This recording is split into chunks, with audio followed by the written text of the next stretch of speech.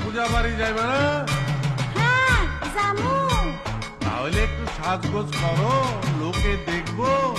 কি দিয়া সাজুন? এইবার কিছুই তো দিলা না। কেমনে দেমু? এবার পূজা বোনাসও পাইলাম না, তোমারেও কিছু দিতে পারলাম না।